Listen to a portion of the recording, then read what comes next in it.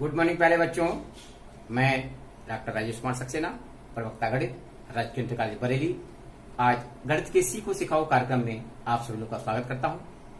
आज कक्षा 11 गणित में अध्याय 4 गणितीय आगमन का सिद्धांत प्रिंसिपल ऑफ मैथमेटिकल इंडक्शन में आप लोग सीखेंगे कि आगमन की प्रेरणा का आधार क्या है, क्रमान्वयी क्या है, प्यानो की अवधारणा क्या है, गणितीय आगमन का सिद्धांत क्या है, उदाहरण, प्रश्न और गृह कार्य पर चर्चा और प्यारे बच्चों, गणितीय आगमन का सिद्धांत पढ़ने से पहले कुछ बातें आपको समझना आवश्यक है कि आगमन उपपत्ति का प्रक्रम क्या है।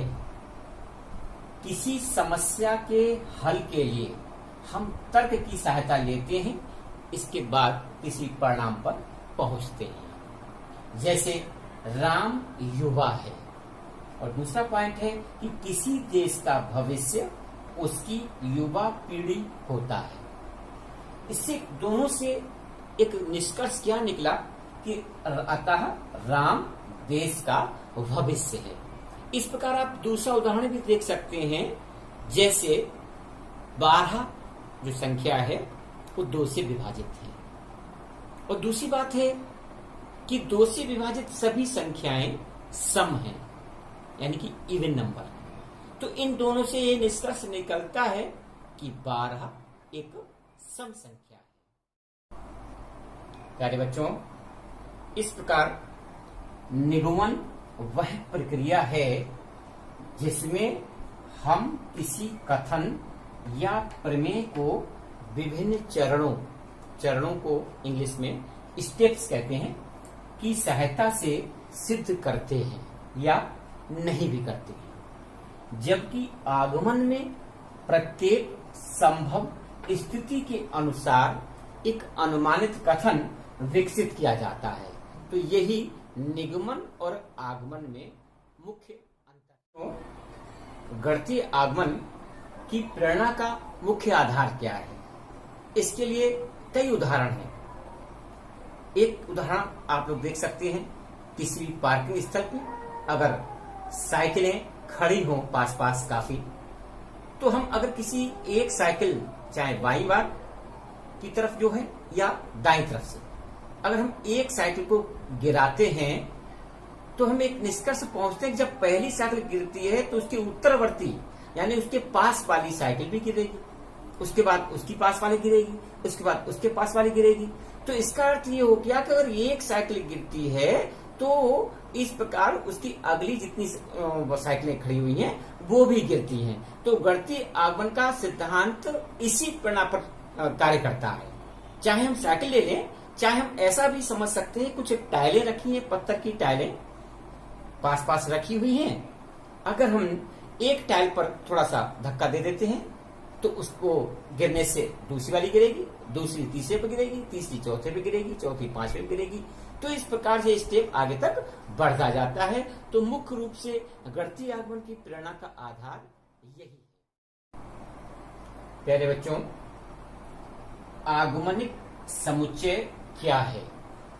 आगमनिक समुच्चय किसी समुच्चय x को आगमनिक समुच्चय कहते हैं यदि पहला पॉइंट है 1 belongs to x। ये जो चिन्ह है वो belongs to का है, यानी कि उससे संबंधित है। 1 belongs to x।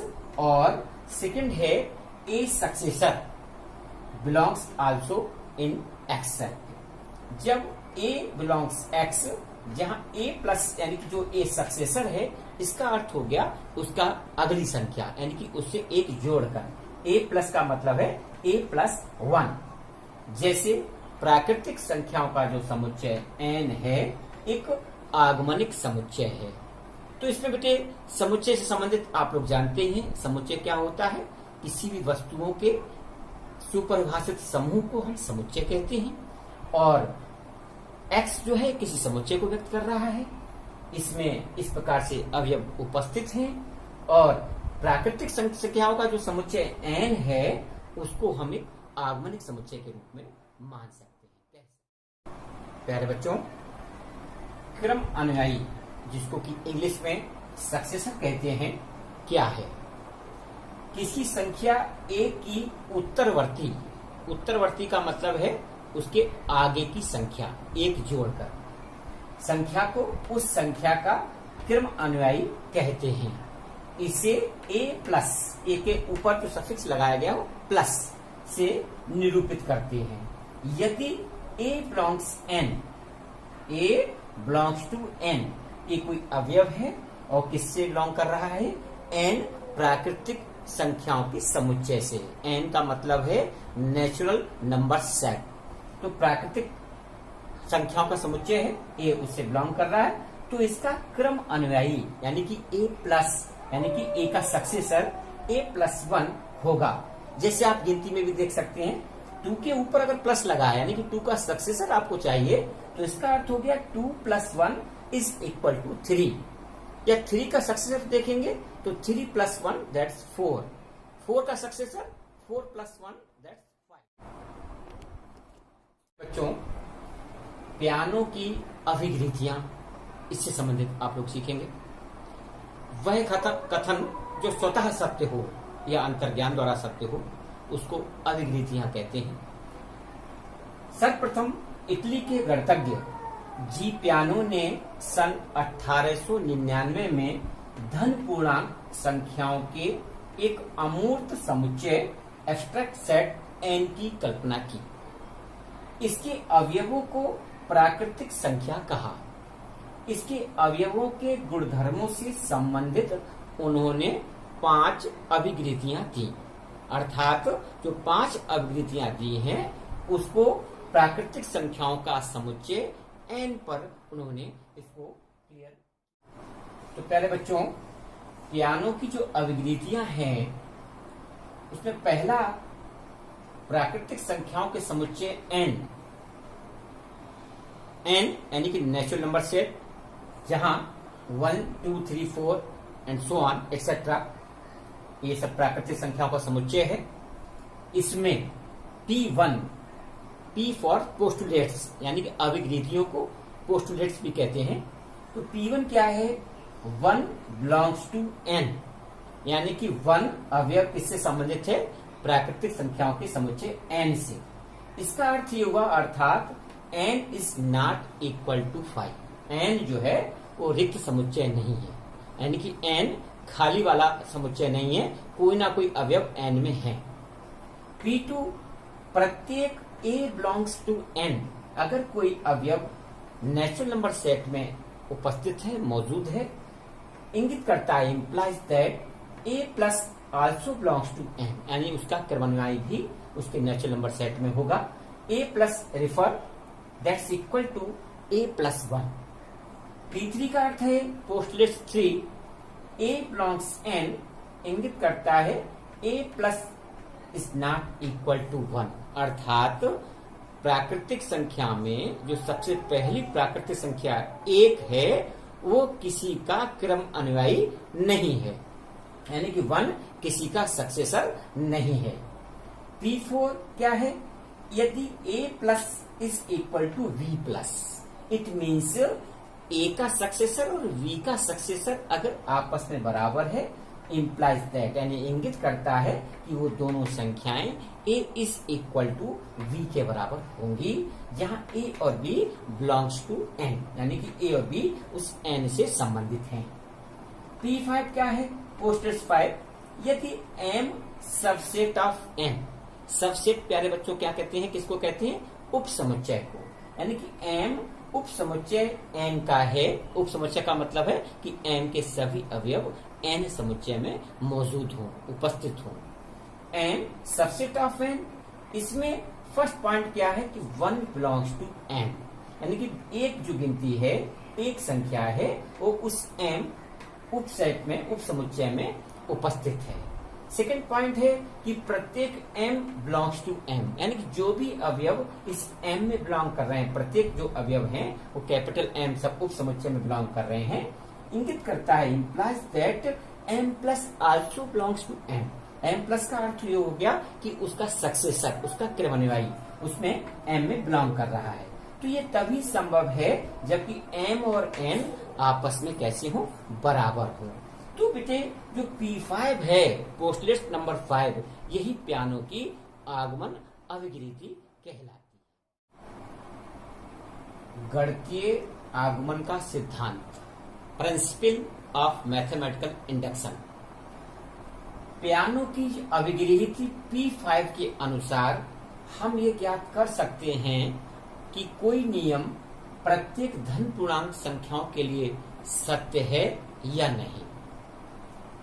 मान लीजिए कोई कथन Pn प्राकृतिक संख्या n के लिए कहा गया है, तो ये कथन सभी प्राकृतिक संख्याओं के लिए सत्य होगा यदि फर्स्ट स्टेप है कि P1 सत्य है। इसका अर्थ है कि कथन n बराबर 1 के लिए सत्य है। सेकंड पॉइंट है Pk सत्य है, तो ये इंगित करता है, इम्प्लाइज दैट Pk प्लस सत्य है, अर्थात n बराबर k के लिए अगर कोई कथन सत्य है तो उसका जो क्रम अनुयायी है, यानी कि n बराबर k प्लस 1 के लिए भी वो कथन सत्य होगा।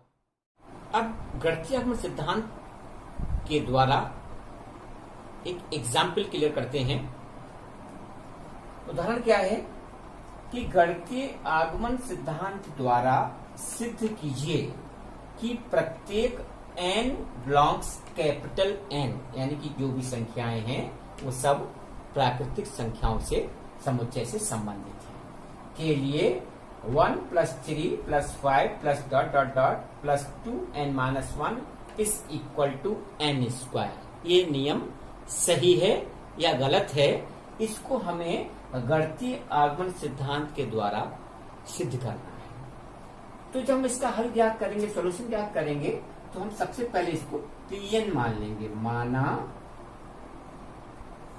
Pn सच that 1 plus 3 plus 5 plus dot dot dot plus 2n-1 is equal to n square. कभी भी कोई भी प्रश्न हमें करना हो तो इस बात को हमेशा याद रखना कि गणितीय आगमन सिद्धांत में आपको 3 स्टेप करने हैं।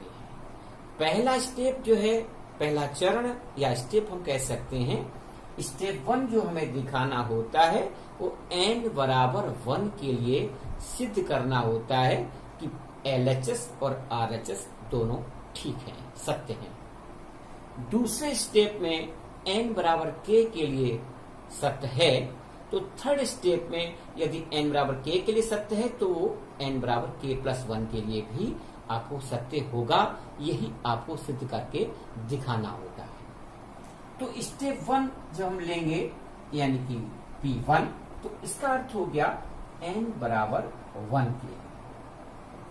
n बराबर 1 के लिए LHS आप निकालिए लेफ्ट हैंड साइड। तो इसमें आप देख रहे हैं कि ये जो एक नियम दिया हुआ है, इस इक्वल टू के बाईं तरफ का बायां पक्ष है और इस इक्वल टू के दाईं तरफ दायां पक्ष है। तो इस LHS में n के स्थान पर 1 रखने का अर्थ है इसका पहला पद यानी कि 1। इसी प्रकार से अब हमें यहाँ RHS भी देखनी है। RHS में जब हम n के स्थान पर 1 रखेंगे तो बेटे RHS मिलेगा 1 का स्क्वायर, दैट इज 1। अर्थात n बराबर 1 के लिए जो पहला स्टेप है उसमें LHS का भी मान बना रहा है और RHS का मान भी बना रहा है, अर्थात LHS is equal to RHS। इससे क्या क्लियर हो रहा है बच्चों कि P1 कथन सत्य है।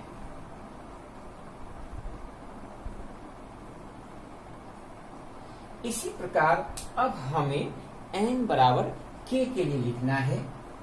इसको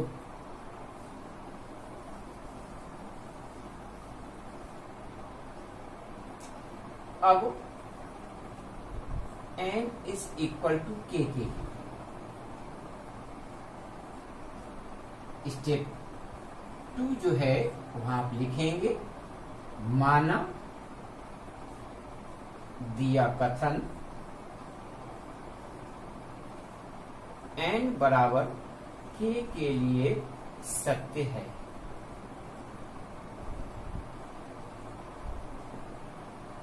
तो जो n जहां रखा है वहां k रख लेंगे।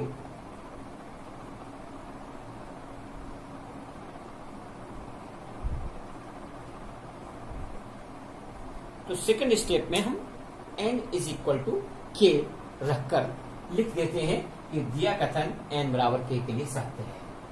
अब मुख्य चीज है स्टेप 3। स्टेप 3 का अर्थ हो गया अब n is equal to k plus 1 के लिए, यानी कि n बराबर k का सक्सेसर। तो p k plus 1 plus 3 plus 5 plus 2k minus 1। अब चूंकि k के स्थान पर k प्लस 1 रखेंगे तो आप देख सकते हैं बेटे, जब हम k के स्थान पर k प्लस 1 रखेंगे तो आपको क्या हो जाएगा 2k प्लस 2 माइनस 1, अर्थात आपको यहाँ 2k प्लस 1 मिल जाएगा।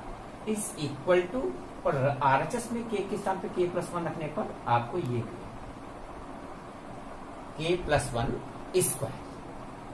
अब ये कथन सत्य है या असत्य है, इसके लिए आपको करना ये है कि LHS के बराबर RHS सिद्ध करना है। किसकी सहायता से? स्टेप 2 की सहायता से। तो देखो प्यारे बच्चों, स्टेप 2 की सहायता से स्टेप 3 अगर मिल जाता है तो हम कह सकते हैं कि दिया गया जो कथन है वो n बराबर k प्लस 1 के लिए भी सत्य होगा। तो इसके लिए हमें LHS लेना है।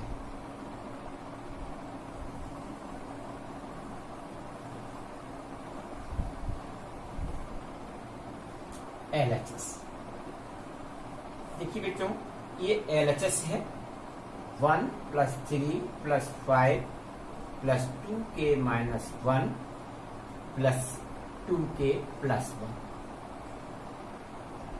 आप देख सकते हैं स्टेप 2 में 1 से लेकर 2k माइनस 1 यहां तक का जो योग है वो कितना है k स्क्वायर। तो अब आप इस पूरे के स्थान पर क्या लिख सकते हैं बच्चों? k स्क्वायर लिख सकते हैं। k स्क्वायर प्लस ये हो गया बेटा 2k प्लस 1। जब आप जोड़ेंगे तो अब आप देख सकते हैं ये k square plus 2k plus 1, ये बेटे सूत्र किसका है? फॉर्मूला बनना है k प्लस 1 का होल स्क्वायर, अर्थात ये आपके RHS के बराबर प्राप्त हो जा रहा है। तो इसमें अब आप लैंग्वेज लिखेंगे, भाषा लिखेंगे। चूंकि दिया कथन n बराबर k के लिए सत्य है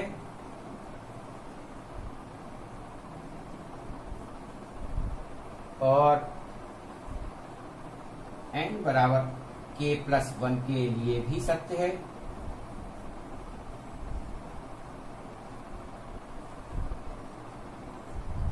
तो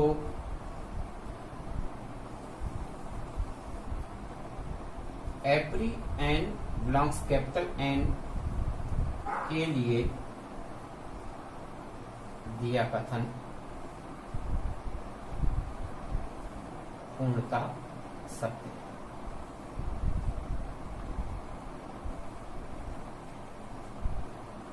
बात समझ में आई प्यारे बच्चों?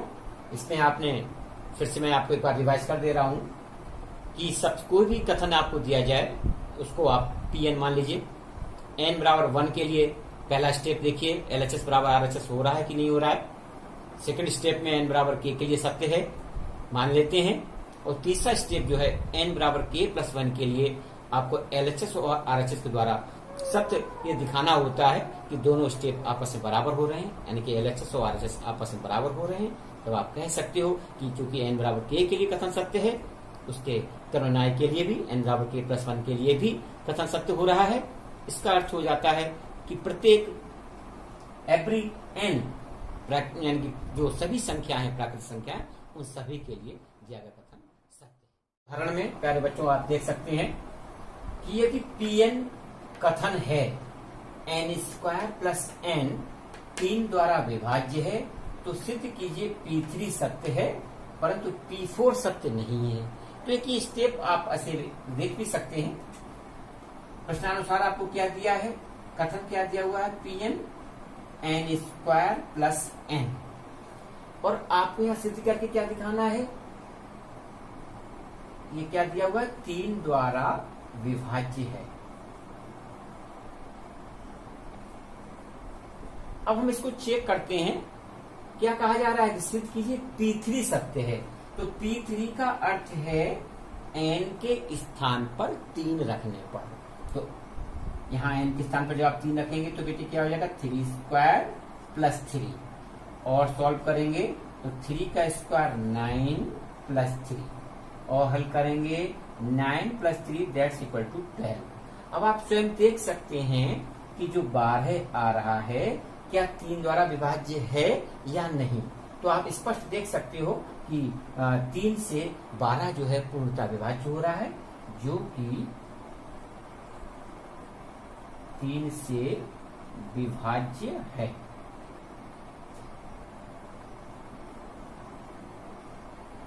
ठीक है ना।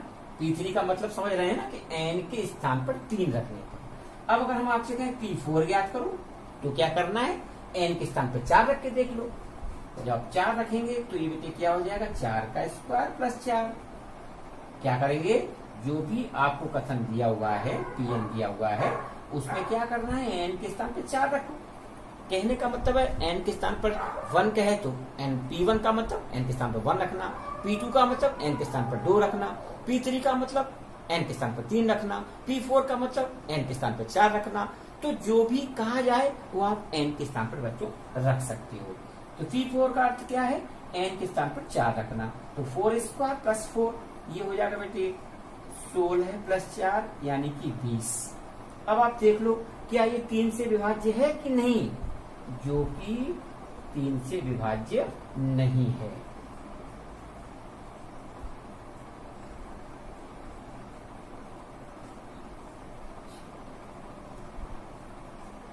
नहीं है।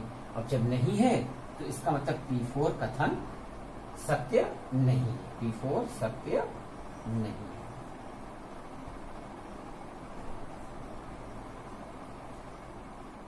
तो जैसा प्रश्न आपसे कहा जाए आप उसके अनुसार। एक अन्य उदाहरण, गणितीय आकलन सिद्धांत की सहायता से आपको सिद्ध करना है कि 10 to power 2n minus 1 plus 1 संख्या 11 से विभाज्य है।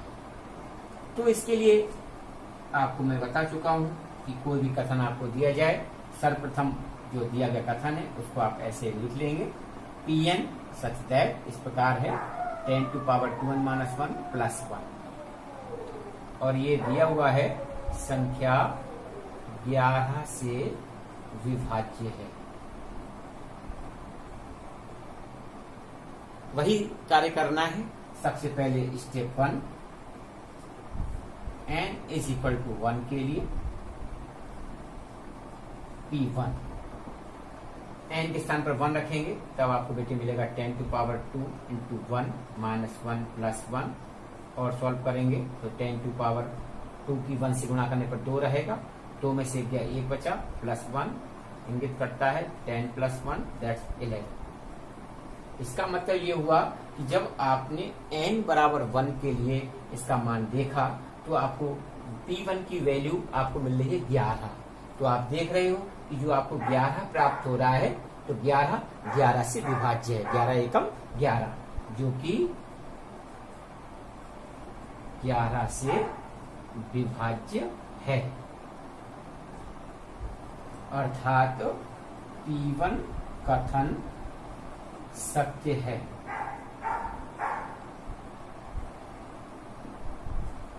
इसी प्रकार ये तो स्टेप 1 हो गया। अब हमारा जो स्टेप 2 रहेगा, स्टेप 2 में क्या लिखेंगे,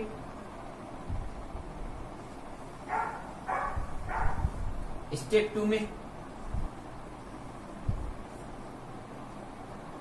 में n बराबर k के लिए देखो, माना n बराबर k के लिए दिया कथन सत्य है। कौन सा कथन, p के क्या हो गया 10 to power 2 k minus 1 plus 1 संख्या 11 से विभाज्य है। ये हमने n बराबर k के लिए मान लिया है। अब हमारा जो थर्ड स्टेप है इसके सक्सेसर यानी कि n बराबर k+1 के लिए हमें देखना है कि उसके लिए कथन सत्य है अथवा नहीं। स्टेप 3, अब n बराबर k+1 के लिए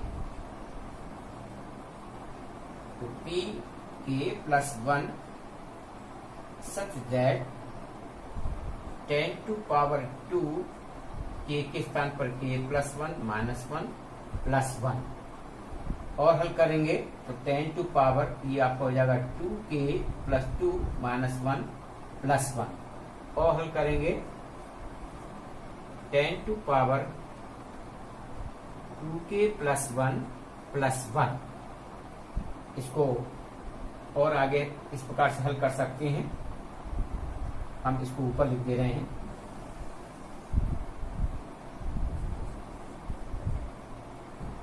टेन टू पावर 2 के एक घटा लिया है और एक हमने इसमें जोड़ लिया है।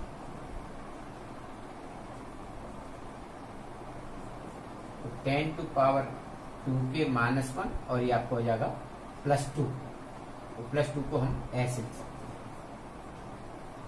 ये 1 घटाया है 1 जोड़ा है, ठीक है ना। तो इसको इसलिए बनाना पड़ता है, इसको स्टेप 2 की तरह बनाना पड़ता है। स्टेप 2 में 10 टू पावर 2 के -1 है, तो इसलिए हमने इसको एक घटाया है और एक ही इसमें जोड़ा है। 2 के -1 अलग कर लिया और ये 1 और 1 मिलके 2 पावर आ जाएगा। तो 10 टू पावर 2 हम उसको अलग लिख सकते हैं।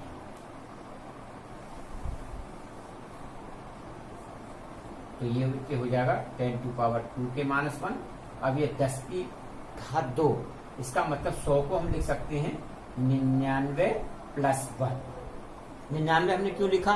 क्योंकि 11 का मल्टीपल देखना है। 11 नियम 99, ठीक है ना।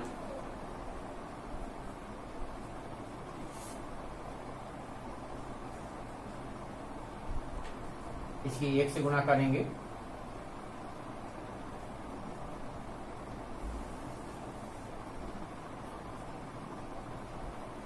अब बच्चों देखो, ये तो आपका स्टेप 2 है, ये आपका स्टेप 2 है।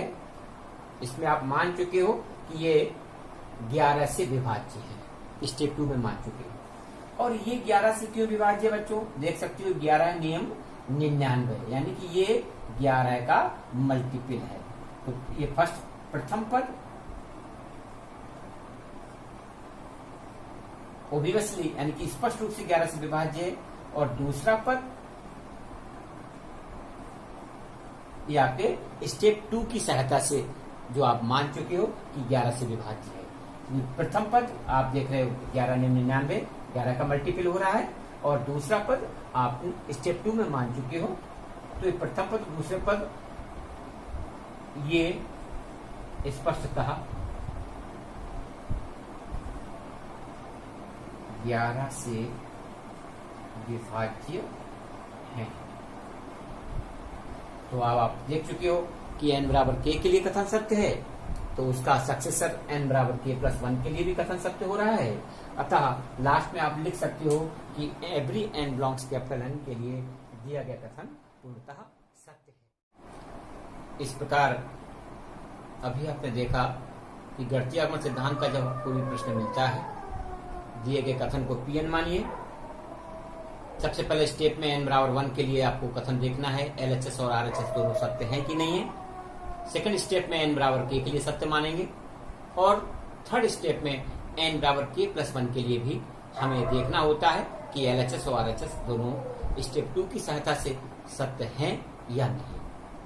अब आप गृह कार्य में कुछ प्रश्न हैं एक्सरसाइज 4.1 के कि सभी small n belongs to capital N, ये अवयव है, ये समुच्चय है, प्राकृतिक संख्याओं का समुच्चय, नेचुरल नंबर सेट के लिए गणितीय आगमन सिद्धांत के प्रयोग द्वारा सिद्ध कीजिए कि पहला प्रश्न है 1 + 3 + 3 square plus dot dot dot dot plus 3 to the power n minus 1 is equal to 3 to power n minus 1 upon 2। Second question में 1 cube plus 2 cube plus 3 cube plus dot dot dot plus n cube is equal to n plus 1 upon 2 whole square. Third question है 1 plus 1 upon 1 plus 2 plus 1 upon 1 plus 2 plus 3 plus dot dot dot plus 1 upon 1 plus 2 plus 3 plus 4 plus dot dot plus n is equal to 2n upon n plus 1। तो इस प्रश्न को आपको घर पर हल करके प्यारे बच्चों, आज आपने गणितीय आगमन सिद्धांत में कई चीजें मुख्य रूप से सीखी। आगमन की प्रेरणा का आधार क्या है, पियानो की अभिव्यक्तियां क्या हैं, क्रमान्वयी क्या है, गणितीय आगमन का सिद्धांत क्या है, इसमें उदाहरण भी सीखे और कुछ प्रश्न भी आपको दिए गए हैं गृह कार्य के लिए, वो आप अच्छी प्रकार से कर लीजिए।